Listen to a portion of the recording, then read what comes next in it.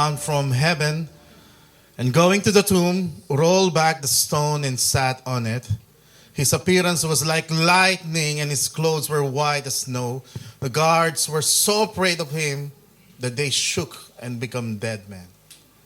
And the angel said to the woman, "Do not be afraid, for I know that you are looking for Jesus who was crucified." And then on verse 6, ito po yung pinaka-highlight ng event na ito na ating sineselebrate, And all throughout the world, every churches, alam niyo po yan, billions of Christians, naggaganap po ngayon at nagpupuri at nagdiriwang po, nagse-celebrate sila because of this event. Sabi sa verse 6, He is not here because He has risen just as He said. Come quickly and tell this to His disciples. Amen. Glory to God. We come here to celebrate the name that is above every name. Gaya po nung inawit natin. Amen. So thank you, Lord. Thank you, Jesus, that even death could not hold you. Death could not keep you longer because you are alive. And kaya po, yung pong open tomb, hindi po yun open tomb inopen para makalabas si Jesus. No, even that is closed. Kayang tumagos si Jesus on that tomb. Inopen po yun para sa atin, an invitation for all of us to see and witness that He is no longer there because He is alive and He is risen. Amen. Hallelujah. Hallelujah. Welcome to church and happy Easter, everyone. Amen. Hallelujah. So, i-greet mo rin yung katabi mo, Happy Easter or Happy Resurrection Sunday. Amen. Hallelujah. So whatever you use, it's the same. Amen. So it's good to be in the church Sunday morning, right? Parang nasa Pilipinas lang tayo sa linggo ng umaga. Nagsisimula. Amen. Hallelujah. Glory to God. So meron pong nagpa-deliver ng masarap na... Ano ba ito? Starbucks ba ito o Ali Cafe? But either way, it's a nice coffee in the morning, right? So, gusto nyo rin po ba magkape? Yes? Alright, I'll give you 3 minutes to get your coffee. Sige po, kung bukas pa ba yung tindahan ni Aling So, yung gusto po magkape, kuha lang po quietly and balik po kayo sa upuan. Amen. So, thank you for joining with us this morning physically for those people na nakarating po sa araw na to. Amen. Maraming salamat po. Alam ko, dalawang beses po yung worship service natin last Friday and now Easter Sunday. So, it's once in a year na nagdodoble po tayo ng gawain sa isang week because of this joyous celebration. Amen. And all those people watching us always online, welcome also to church. Welcome to Grace Unlimited. So I want to declare the resurrection power of our Lord Jesus Christ in you. That the same power that raised Jesus from the dead is within you. Amen. Amen. It's within you right now and it's in you and it's all over your family. Amen. So we're celebrating actually an event that actually forever changed the history and the eternity of humanity today. Alam niyo po ba, because of this event, dito po nagkaroon ng bagong, calendar or nag-start po ng counting yung ating calendar, right? So right after Jesus resurrected, doon po nag-start yung counting ng ating new calendar. Amen?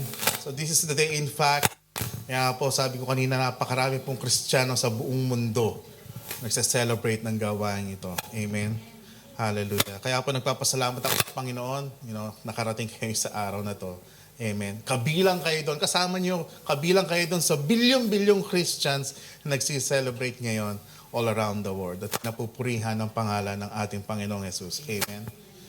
But let me tell you this, the very first Easter morning is anything but not a celebration. So nung unang naganap po yung resurrection o yung Easter, yung pong mga disciples o yung mga tao that time ay hindi po nagse-celebrate. And in fact, the other followers of Jesus are not happy. In fact, they're afraid and thinking because, they're actually hiding and fearful because thinking since association with Jesus, they might be the next. Alam nila na, nako, ang ating teacher, ang ating guro, napatay na. Sino na ang susunod na hahantingin? So kaya po yung mga disciples and followers of Jesus, nag-spread out po sila. Nagtatago, natatakot because maybe one of these days, sila naman yung hulihin at ipako sa krus. Amen. So, kaya yung pong iniisip nila ay hindi pagse-celebrate, kundi takot at kung paano makakaraos doon sa kanilang na-experience na actually it's a gruesome event. Yung pagpapako sa cross is one of the I could say non-human punishment. Yung pong crucifixion is a punishment ng mga may nagawang kasalanan. Amen. But we all know, kaya po pinako doon si Jesus not because of his sins, because of our sins. Amen. So, Jesus was crucified on the cross Friday afternoon, right before yung mag-start po yung Sabbath nila. Yung Sabbath po actually started like Friday, paglubog po nung araw, at maglalas po yung Sabbath buong Saturday until evening. So kaya po at that time, yung pong mga followers of Jesus, they didn't have enough time to prepare his body for proper burial. Ang ginawa lang po nila, binalot lang po nila sa linen, naglagay ng konting mga pabango doon or spices na ginagamit nila, and then they just put him inside that stone and that grave and rolled the stone. And they waited Sunday morning, babalikan po nila kasi during Sabbath, on their law, hindi po pwedeng magtrabaho. That's their law. Kaya po, madali ang binalot lang nila yung katawan ni Jesus and they put it inside the tomb and close it. Kaya po, pagdating ng Sunday, doon lang po yung time na muli nilang para malinis o yung mga sugat, yung mga dugo malinis, talagang mabigyan ng proper burial and in ceremony na meron yung mga Jewish custom. Sunday po nila yon gaganapin. Kaya po, during that early Sunday morning, and the sun was still not out, madilim pa po, lumabas po agad si Mary Magdalene, si Mary, yung mother po ni Jesus, and there's a third woman called the Salome sa Tagalog. So made their way to the tomb. Nagmamadali po sila para i-prepare yung body ni Jesus for a proper burial, And as they went inside that tomb, madilim pa sa labas, pagpasok nila sa tomb, of course, definitely madilim po doon, walang ilaw, walang lighting. So, tataka sila, but parang naaninag nila, parang walang taong nakahiga doon. And if you look at that, or kung lalagay mo yung sa sarili mo dun sa story at that time, pwede po ba nating i-imagine yun na tayo rin po pupunta halimbawa dun sa tomb ni Jesus? Just the other day, Friday, nabalitaan po natin, preach po dito ni Sister Geraldine na namatay daw si Jesus. So, nabalitaan natin. Gusto natin makita yung tomb. Punta din tayo sa tomb. Madilim pa sa labas. Madilim din yung sa loob. And it's not just dark outside, but also yung feeling nila. This person you've been following for 30 years or for, the next 5 years, let's say, yung mga disciples na nung time na nag-start po ng minister si Jesus, as he was just like, something about 30 years old. So during that time, nakasama po nila, araw-araw magkakasama sila, and then he was gone. It's dark outside and also inside their hearts, meron pong darkness din. Why? Because their heart is full of grief. Nagdurusa sila, nagluluksa pa sila, because they thought that the Messiah that they've been following had died. Akala namin yung Messiah is a powerful God that hindi siya mamamatay, but here we are. He died. They saw him die in their own eyes, right in front of them. And along with that, yung kanilang mga dreams, yung kanilang hope, yung kanilang aspiration, namatay na rin po. Yung mga plano nila, marami na silang pinaplano, And all of those are gone. And I was praying this morning, as I was praying also for this worship service, I realized na lahat po tayo nagpunta rito para, to celebrate yung Resurrection Sunday. Right? So we are all dressed up. Magaganda po yung suot natin. May nakaterno, may nakapolo, merong nakasuit. So, di ba, minsan magaganda yung suot natin kasi magsisimba tayo, no? Everybody's looking nice. Tingnan mo yung katabi mo, is he look nice? Or she look nice? Right? No. Everybody is looking good, right? But I imagine some of us today here are also feeling the same like those women felt that morning. It feels there's still some like darkness inside. Why? Because we all have to deal with times of discouragement, di ba? We also have to deal with seasons of uncertainty, di ba? We also need to deal with our daily problems and challenges, di ba, sa buhay natin. No, and sometimes it drags us down, right? Papalungkot sa atin minsan. Kaya pumunta ka sa church, alam mo na masaya yung atmosphere, but there's something in your heart na hindi ka makapag-celebrate because you're into something. No? Yun po yun nakakapag-drag down sa'yo. Amen? Now, it's like the same situation na meron po itong mga women na to na nagpunta doon sa tomb. No? And maybe some of you are thinking, ano na ngayon mangyayari sa atin, especially right this COVID, that's the past 2 years, and praise God, no, nag-open na po muli ang gawain. But, di ba, pero marami pa rin pumapasok sa isipan natin, no, makakabawi pa ba ako? Makakahanap pa ba ako ng maayos na trabaho? Last 2 years, nagbawas ng sahod kasi ganito raw, maraming reason. So, maibabalik kaya yung dati kong sahod? Makakabawi pa ba ako? Makakabangon pa ba kami? Those are things that iniisip natin. So, it's kind of like putting darkness inside of us also. Amen? And it overwhelms us inside. And it feels like parang the end of our rope. Now, can I remind you, and can I invite you to look up the screen, sabi po rito, the message of resurrection tells us that God knows how to take what looks like the ending and make it the beginning. Amen. Alam niyo po, specialization ni Lord dyan, akala natin na parang ending na. Yes. Diba? We thought, oh no, it's the end of the world kasi COVID. Right? Meron dito na isip yun ako, ano ba yan, parang COVID, parang magiging zombie apocalypse ba yan? Diba? Kasi masyado kayo nanonood ng mga zombie movies, no? Parang ini-imagine nyo, naku, ganun ba mangyayari sa COVID, no?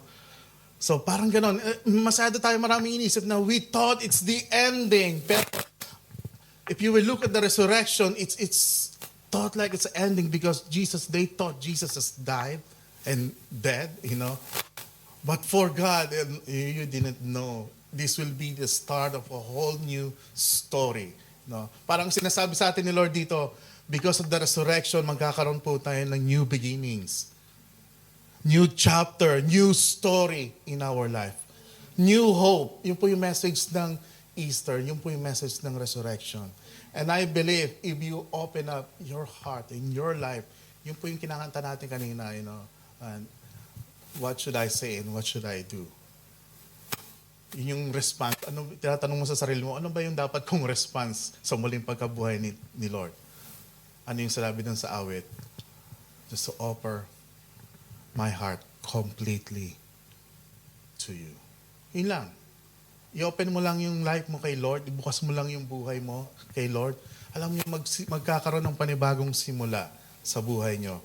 He wants to do that in your life today. Pwedeng sabihin mo sa katabi mo, God wants to start a new beginning in your life. Mahaba.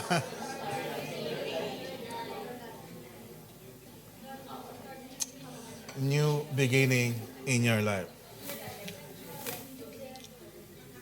So, I wonder, ano ba ngayon yung gusto nyong gawin ni Lord sa buhay nyo? I just wonder that question, no? And maybe God is asking you, what do you want Jesus to turn around in your life? Ano ba yung gusto mong bigyan muli ng buhay ni Lord sa iyong part ng life mo? Amen. So the women made their way to the tomb. Kaya sabi po sa Luke chapter 24, yun po yung passage natin. And verse 3, sabi doon, but when they entered, they did not find the body of the Lord Jesus. They did not find the body inside. And they were shocked and confused because nobody expecting nobody. Nobody, but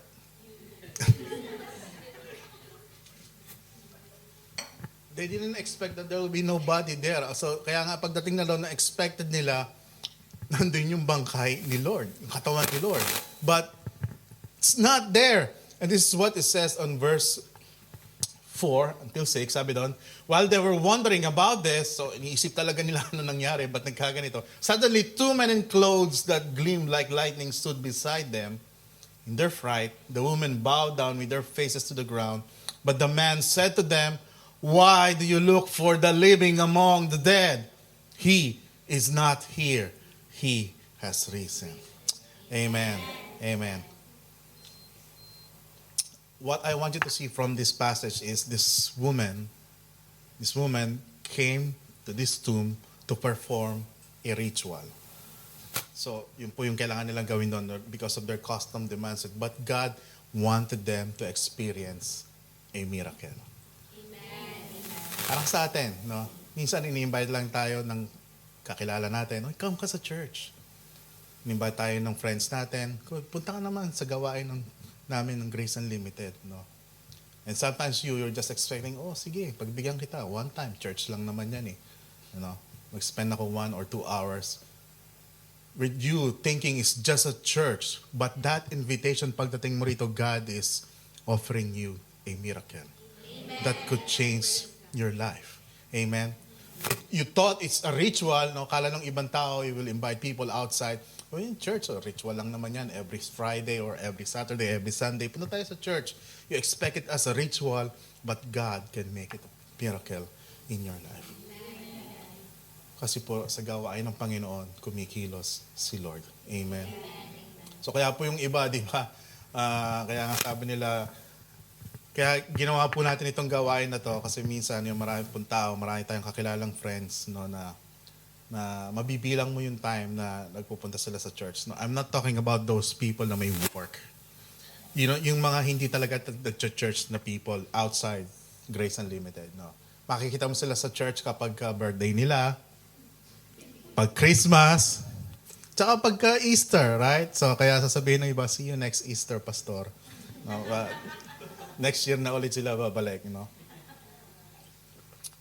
But not the people of Grace Unlimited. Amen. So, yun. Kasi for them, it's a ritual. No? Kaya po yun. Kaya nga, we made this happen para at least, you know, they could expect the miracle that happened 2,000 years ago and they can experience this also right now. Because God doesn't want us to perform a ritual today. What He wants is for us to experience a miracle. Amen. Ibahin po natin yung mentality natin, and church is not a ritual. Hindi po ritual to. This is a gathering of followers, of believers of our Lord Jesus Christ, worshiping, thanking, and honoring His name. Amen. Wala pong ritual doon. Amen? He wants you to experience His supernatural life, changing everything in every area ng buhay mo. Kahit yung darkness na naramdaman mo, no, naiisip mo, kayang i-wipe ni Lord yan. Because God is light. Amen. I believe with all my heart as you open your life to Jesus, you know, yung mga bagay na hindi mo pa nagagawa before, na akala mo hindi mo kaya, magagawa mo because of the power of God, the resurrected power of life in your life. Amen.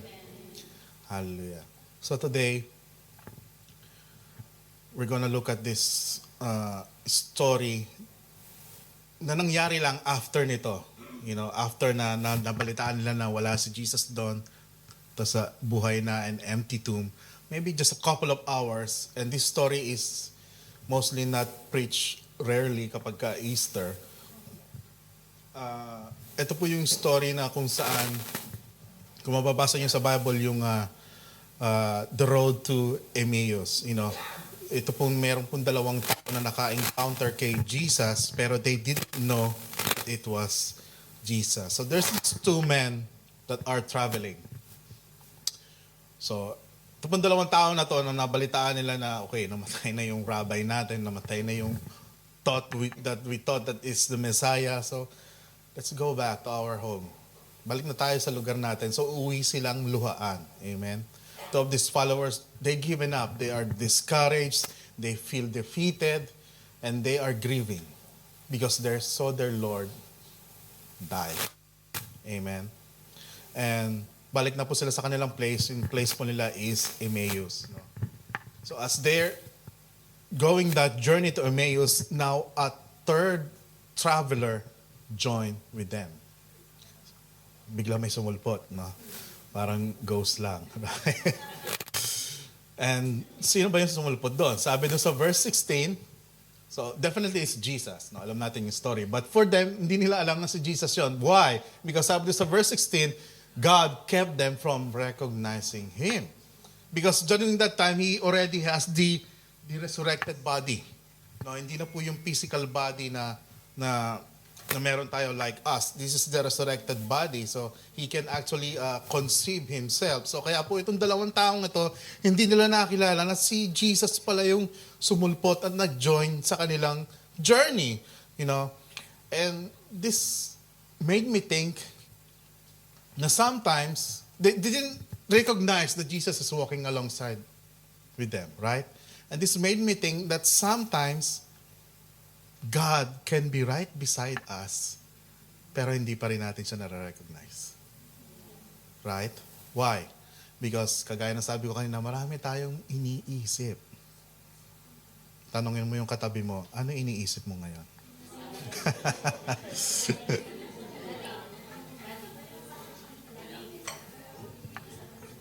Ha? Dito? Ganun ba yan? Alright. Iniisip mo yung breakfast? Iniisip mo yung pupuntahan mo mamaya?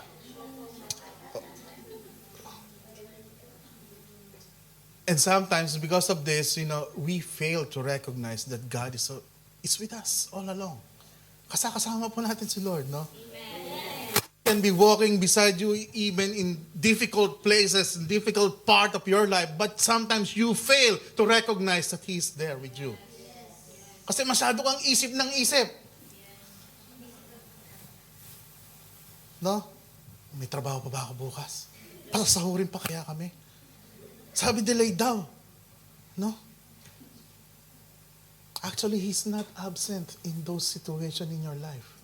He is not absent in those circumstances in your life. He is actually walking right beside you, making sure that you will not make a wrong step or step into a wrong direction in your life. Because sabi niya sa kanyang promise, ano yung promise niya? He will never leave you nor forsake you. That He will never walk out from you. Maybe meron kang friends, no? Marami kang friends na iniwan ka sa ere, right? Sad, di ba? Pero si Lord hindi niya gagawin yon. Or maybe you have some friends na message mo, pa-help naman. Pero hindi ka na nare-replyan. Pero kapag kay Lord ng message ka through your prayers, He will answer you. He will not close His ears. He will not turn an eye in you na kaliwali. Pag ini-invite ka sa church, di ka nagpupunta, tapos pray ka sa kanya yun. God is not like that. Hindi po ganun ang Diyos. Kaya, even though if you didn't attend 2 years in the church, you're still welcome here. Amen. Kung si Lord tinatanggap ka, sino kami na hindi ka tanggapin? Yes. Right? Yung mentality sometimes ng ibang Kristiyano, tagal mo, hindi umatin na. Buti buhay ka pa. Di ba? Di ba ginaganon ka nung ibang sagot ng ibang Kristiyano? Oh, himala. Anong nangyari sa'yo? Umating ka sa church. No, para bang, No, in here, you're always welcome. 2 years, 3 years, hindi ko umaten. But once you return back, tinanggap mo ulit yung tawag ni Lord, balik ka lang. Because God will never reject you. Amen. He will never do that. In fact, alam niyo, nandito si Lord ngayon. He is right here with us today. Naniniwala ba kayo doon?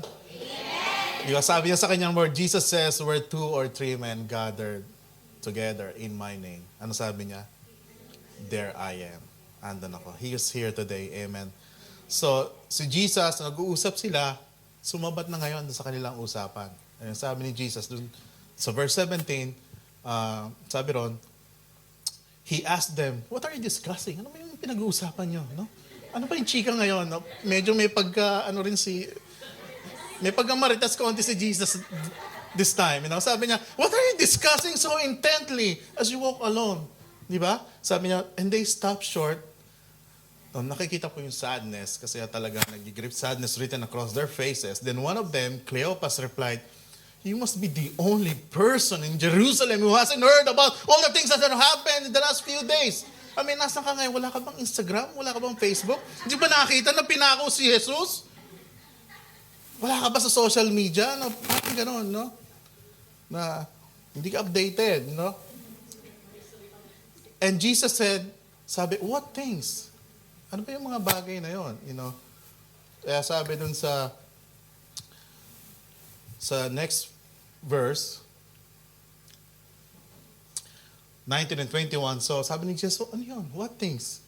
The things that happened to Jesus, the man from Nazareth, they said, he was a prophet who did powerful miracles and he was a mighty teacher in the eyes of God and all the people. But our leading priests and other religious leaders handed him over to be condemned to death and they crucified him.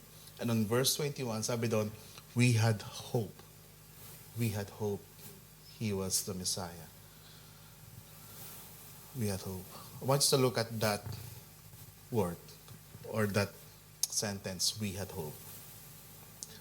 Parang nakikita mo talaga, mababasa mo yung disappointment sa kanilang mga salita, you know. We had hope. Umasa kami, inasahan namin na siya na yung the one. Siya na yung aming Messiah, siya yung aming Lord, na siya yung magliligtas sa amin. But here we are. Have you ever been there? Na something disappointing nangyari sa buhay mo? Di ba, yun yung sinasabi ko kanina, it kind of weighs you down. Na kahit gaano kasaya pa yung atmosphere sa church, hindi ka makapagtaas ng kamay, hindi ka makapagpuri kasi itong pabigat sa buhay mo, talagang dinadrag down ka. Maybe something that you're praying about for so long, tagal mo na pinagpe-pray. Lord, yung edad ko po, naku po, Lord, parang gano'n. And then you stop praying about it. No, parang nawalan ka na ng hope talaga. No, maybe meron kang dreams and plans, no? No, broken and shattered. Kaya sabi natin sa anniversary natin, it's time to dream again, no? Maybe hindi ka pa rin na-convince na parang nawalan ka na talaga ng hope, no? Meron pa bang mabuting bagay na mangyayari sa buhay ko? You know? And maybe something in your life, an emptiness that is missing. You know, gaya ng sabi ko last time that only the Lord, God, can fill that void in our heart. No? Parang inisip mo parang laging may kulang. And I can tell you that these two guys also felt the same. That the big part of their life has died. You know. And those are the emotions na nafe-feel nila and sometimes the same emotion that we felt. No? There's got to be more than this. Parang, ito na ba? Ito na lang ba yung katapusan? You know, dito na lang ba mag-e-end lahat? Kaya, basahin po ulit natin verse 21. Sabi na, we had hope he was the Messiah who had come to rescue Israel. This all happened 3 days ago. So yung hope nila, ano yung hino-hope nila? Inaasahan nila na ito yung magre-rescue sa kanila. Rescue from where? From what? Rescue from, ang thinking nila, yung Messiah na darating will be the Savior or the rescuer na magse-save sa kanila from the Roman invaders. So they're kind of looking at a Messiah, a military Messiah kind of thing. No.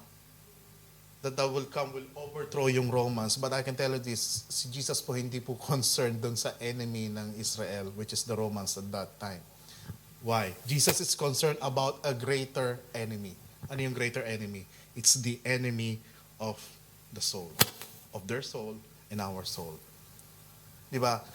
Kasi kay Jesus, ayaw niya nung actually temporary fix. Why is a temporary fix? Kasi kapag yung pag-overthrow sa Roman invaders is just a temporary fix. Who knows? Maybe there will be another powerful nation after they defeated the Romans. There will be another powerful nation who will come and conquer and invade them, right? So ayaw ni Lord ng temporary fix. It's ayaw ni Lord yung quick answer sa prayer or just a parang temporary blessing. Gusto ni Lord yung permanent and eternal answer or blessing. Kaya si Lord pagka nagbigay, walang kahalong problema po. Pag nag-answer sa prayer mo, walang kalakip na problema. Ayaw ni Lord ng temporary fix. Hindi po nila nakikita yon. Ang nakikita nila yung Romans. Pero si Lord ang nakikita yung greater enemy. Because dying on the cross, meaning He defeated the greatest enemy of mankind. Ano yung greatest enemy of mankind? Death. Death. Because that's a penalty for all of our sin. But He conquered death.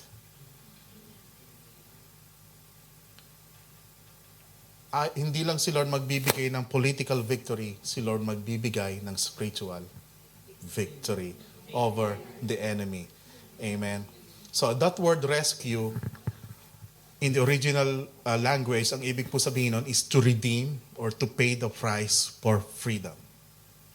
Which is what exactly Jesus did, di ba? He paid for the price for our freedom. Sinare po sa atin last time, no? For the wages of sin is death. Ano ba yung pag sinabing wages? Kabayaran or kapalit. Di ba? Kapag nagtatrabaho tayo sa company, meron tayong wage. Kapalit ng services natin, may sahod. Ganon din po yun sa kasalanan. Sa kagawa-gawa natin ng sin. Sin. Nag-accumulate yan. Ano yung kabayaran yan? Ano yung wages yan? Death. Kamatayan. Not the physical death we're talking about here. We're talking about the spiritual death. Eternity. Ano yung spiritual death? Eternity apart from God. So parang mamimili ka lang, smoking or non-smoking area. Kung saan mo gustong pumunta. Yun po yun. Ang kabayaran po nun is death. But, because of what Jesus did, He rescued us, He redeemed us, He paid for that price. Siya na yung namatay para sa atin so that eternally, hindi po tayo mapupunta, makokondemn o mahihiwalay. Magkakaroon po tayo ng eternal life. Yes, we may die physically. We may leave this physical body, but our spirit lives on with Him in eternity. Amen. But these guys didn't see that.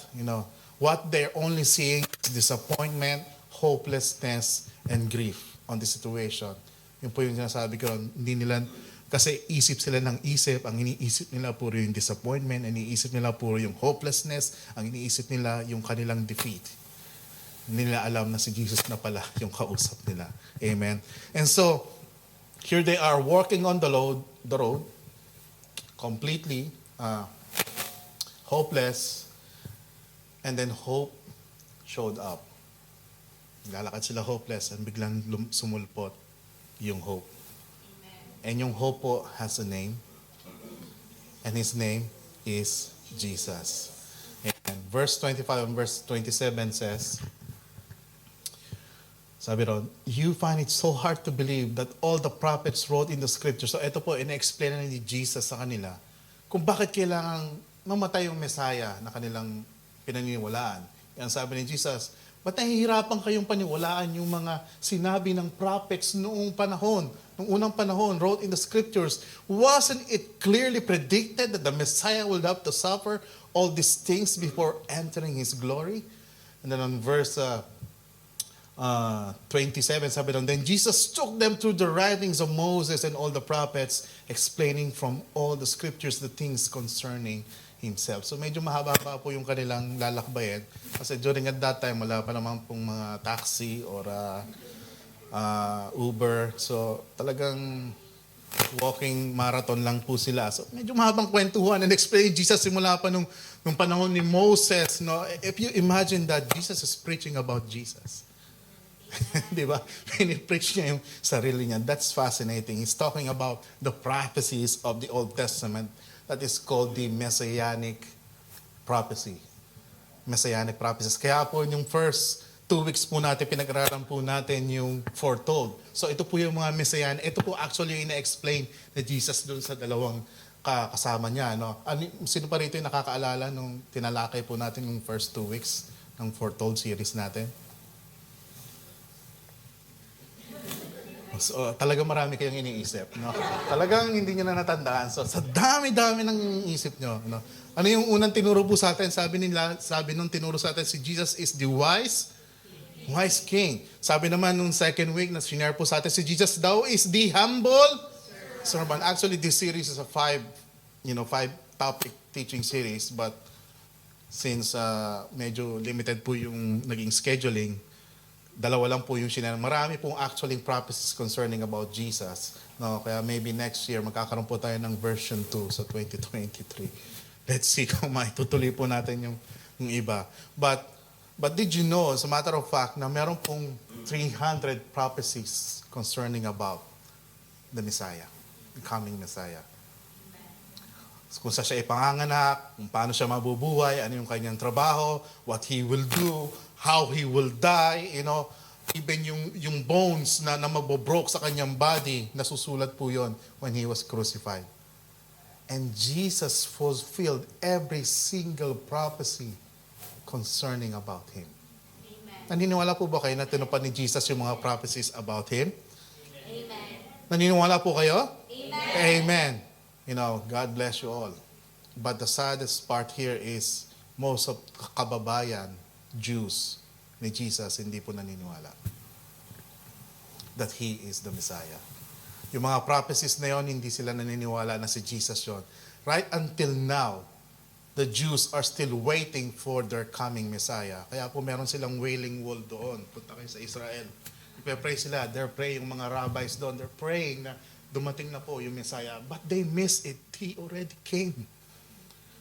Imagine that. Kababayan na mismo ni Lord. Hindi naniniwala sa Kanya. Sad to say lang, no, of course, yung mga, kung pupunta kayo ng Israel, medyo naging, tourist kind of spot na pinagkakitaan na lang nila yung naging kaganapan kay Jesus.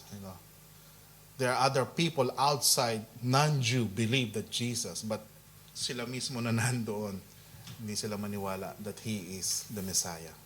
Now, Pastor, may proof ka ba na talagang fulfill nga ni Jesus yung mga prophecies na yan? Yes!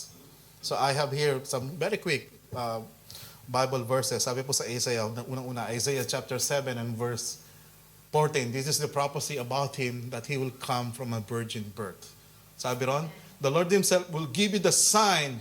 Look! The virgin will conceive a child, she will give birth to a son, and He will call Him Emmanuel, which means God with us. Ang tanong ko sa inyo, pinanganak ba si Jesus from a virgin birth? Pinanganak ba? Pinapag-aralan po natin yan every Christmas, right? Meron pa po, ito po, Isaiah 53 is about how He will die. No, how He will offer Himself as a sacrifice for us para yung sins natin ay mapatawad. No, sabi doon sa Isaiah chapter 5, He was pierced for our rebellion, crushed for our sins. He was beaten so we could be whole. He was whipped so we could be healed.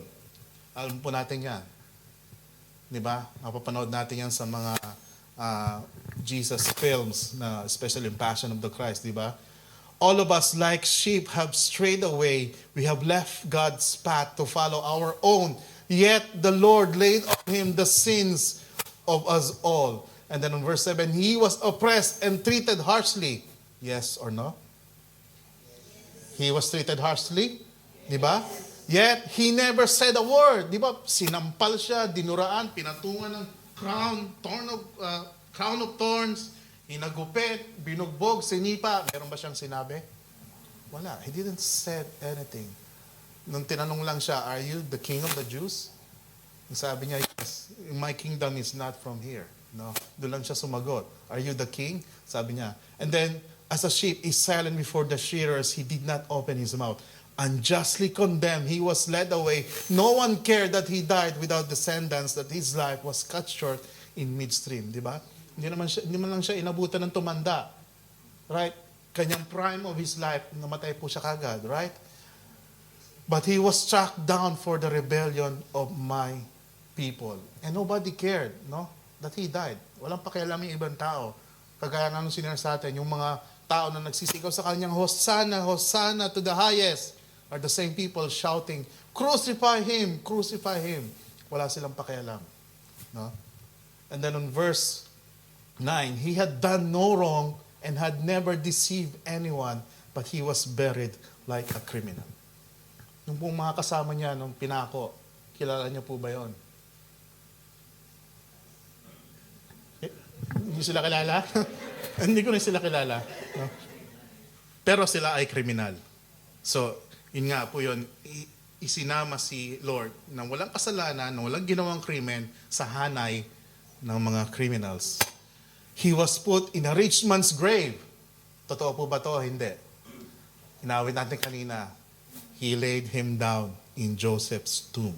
Sino ba si Joseph? Si Joseph of Arimathea. He's a rich Pharisee. Na kasi walang lilibingan si Jesus. No, kung hindi kinuha ni Joseph yung Arimathea, tatambak lang yon sa tambakan ng mga bangkay. But he was buried on a rich man's grave. But it was the Lord's good plan to crush him and cause him grief. Yet when his life is made an offering for sin, he will have many descendants. He will enjoy a long life, and the Lord's good plan will prosper in his hands. Na kahit na-cut short yung kanyang life, pero yung naging offspring noon, yung naging bunga noon, ay nabuhay na walang hanggan yung descendants niya, nagkaroon experience din po ng life eternal. Tayo po yung beneficiaries noon. Kung naniniwala ka na namatay at nabuhay si Lord para sa iyo. And you will benefit from that. This passage is very interesting. No? It's the prophecy about the Messiah on how he would suffer and die. And the interesting part here is it already happened right in front of them. Even yung mga high priests na alam nila yung prophecy about Isaiah. Nasa kanila yung scroll ni Isaiah. Pinapag-aralan nila yung mga scribes sila, yung mga scholar ng Bible nung araw. Pero right in front of them nangyari. That yet hindi nila na-recognize na yun na yung katuparan ng prophecy. They totally miss it. Amen. So, my prayer for all of us, for all of you, tandaan nyo lang, hindi kayo iniiwan ni Lord. You just have to sense His presence. Kaya nga sabi, be still. Mag-still ka.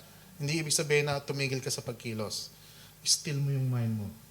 And know that there is God with you. Be still and know that I am God. Sabi niya sa kanyang salita. Amen.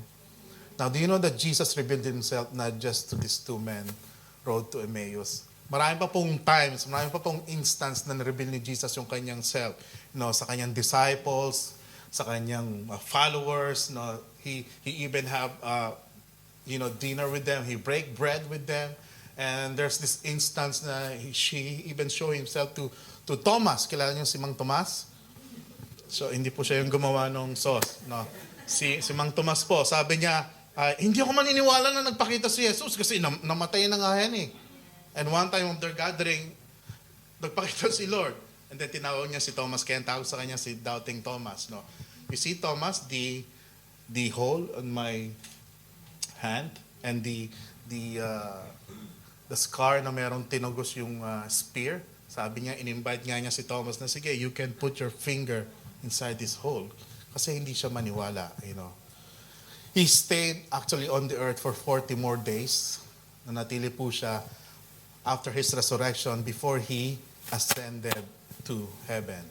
And hundreds of witnesses nagpapatunay na si Jesus nga ay buhay. Amen. In fact, even Jewish historians, yung mga historians po, kahit na hindi naniniwala kay Jesus, isinulat po ito Kasi napakaraming eyewitnesses, maraming followers, maraming account na nakakita. Si Jesus, yan yung pinako nung isang araw. Yan yung anak ng karpintero na sabi siya raw yung Diyos. Pero pinako. Pero ayan, nung nakita namin nung isang araw, naglalakad lang dyan. No, maraming gano'n na account. No. Kaya naisulat po, even yung mga hindi naniwala. Kaya half of those people in Jerusalem really believe that Jesus is Lord. No. Amen. Sabi po sa verse 28 and 29, so patapos na po yung story natin na to. By this time, they were nearing, so medyo napahaba yung kwento. Palapit na po sila sa Emmaus, no, para sa kanilang baryo. And the end of their journey, so si Jesus po, kunyari, nag-act po siya na kunyari, maglalakad pa siya palayo. And then, nung nalaman nung dalawa na maglalakbay ka pa, kaya ang sabi nila, stay the night with us. Kasi paggabi na po, since it is getting late. So, he went home with them. Now, by the way, I can tell you that Jesus will never invade your space. He will never push himself in you and in your life and in the areas of your life. Hindi po pushy si Jesus. You have to actually invite him personally to step into your life. Kaya po, actually sa isang iglap, he can save all mankind. Muslim, Hindu, Buddhist, atheist, one snap of his finger, parang si Thanos lang. Lahat born again na. No? Pero hindi niya gagawin yon. Because he has given us the gift of free will. You can decide for yourself. Kaya po si Lord, yung pag-accept kay Lord is a personal decision in your life. Hindi ko pwedeng iligtas yung mga kapatid ko. No, hindi ko rin pwedeng iligtas yung mga magulang ko. Hindi ko rin kayo kayang iligtas. It is your personal decision to invite him and accept him in your life. Hindi po ipipilit ni Lord yung sarili niya sa buhay ng mga tao. Amen. Kaya po, later on, if you didn't receive Jesus yet in your life, kung hindi ka pa naniniwala, kung hindi mo pa tinatanggap si Jesus, bibigyan ka namin ng opportunity mamaya to invite him and accept him in your life in just a minute. Amen. So these two men invited Jesus in their home. They sit down, so in-invite nila sa kanilang tahanan si Jesus, and they eat, and they broke bread. And so si Jesus actually nag-host, siya yung nag-break ng bread. Amen. And after that, the Holy Spirit opened their eyes and they realized na, si Jesus pala to. And they recognized how he break the bread, no? Kasi during those time, madalas po nakakapag-communion sila with Jesus. And then they realized, si Jesus to. And right after they recognized that it was Jesus, wala. He disappeared. Naglaho na siya. Kaya sabi nung isa, ano sabi niya? Shuhada, muskila. What is shuhada? What happened? Nawala bigla eh. Sabi po sa Bible yan, pero hindi po sinabi sa Bible yung shuhada. Masyado kayo serious eh. Nagpe-break siya ng bread, na-realize na si Jesus, and then, boom, gone. Why? Because he needs to be somewhere else, in some places. Yun po yun. Ganun po si Lord na magpunta sa iba't ibang lugar, biglang naglalaho, biglang sumusulpot. Because he has this resurrected body. No? Amen. Punta siya agad dito, punta siya agad doon. Kaya ang ganda nun, di ba? Pag pupunta ka sa ibang lugar, walang traffic. Parang And now these two men realized that they cannot stay in Emmaus. No. They got, parang something stirred up in their hearts na, si Jesus nga ito. Hindi pala siya namatay, buhay siya. Hey, we have to go back in Jerusalem and tell the others and tell the apostles and tell all the followers and disciples na si Lord ay buhay. Nakasama natin, nakita natin, nakasama natin kumain. Kaya sabi niya, Shuhada, sino ubos nito? Ang dami namin hinanda, Lord. This is mushkila problem, Lord. We will eat this. No? Wala po sa Bible yun. It's just a joke. Amen. Baka sabihin nyo, ituro nyo sa iba, anong ginawa ni Jesus nung kumain, nag-shuhada raw, sabi ni Pastor. So, anong ginawa nila? So, they pack up late and they head back. Kahit gabi na, nagmadali sila, bumalik sila doon sa Jerusalem on the same road na tinahak nila nung papunta sila sa Emmaus, same road na dinaanan nila pabalik. Madilim po yun, so medyo madilim pa kasi. No? Pero original malinaw po yan. Malabo lang yung projector natin. So, ika na nag-align dun sa aking gustong, so medyo makulimlim. Madilim pa kasi gabi na yun eh. You know? So, the same road, I want you to look at this. The same road that had been filled with defeat, discouragement, and disappointment was now filled with hope, joy, and possibility. Same road. Dinaanan nila before, punong-puno sila ng disappointment, discouragement, and grief. The same road na dadaanan nila na ngayon puno ng hope, joy, and a possibility. Amen. It is the same road. Na para bang, same road but a different destination. It was the same road, but actually now they have a new revelation. That Jesus, what is the revelation? That Jesus is alive. Now, ano ngayon ang ibig sabihin nito sa atin? Same road. Maybe some of us, tomorrow, babalik tayo sa work natin. May work na tayo bukas, right? So, kasi Monday na. We will go back to our offices. We'll go back to the same issues that we had, right? Same problem, same issues sa trabaho, same boss, same makulit o mapasaway na katrabaho, di ba? Same situations and issues and problem. But let me now tell you this. Now you have a new revelation that Jesus is alive. Ano ibig sabihin nun?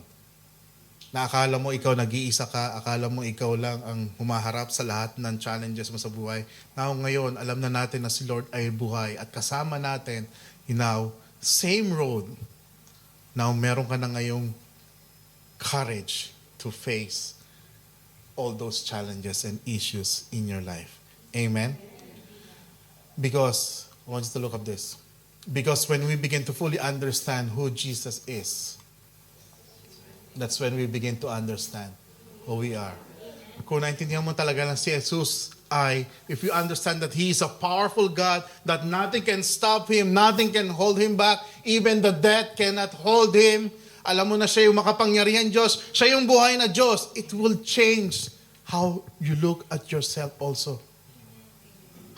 Meron pala akong Diyos. Meron pala akong Diyos, Ama, nakasama ko makapangyarihan. Ano pang kakatakot ko? Diba? Anak ako ni Lord. No? I'm proud to be the son of God. No, I'm no longer a slave of fear. I am parang kantayin na, Pastor. Which is true.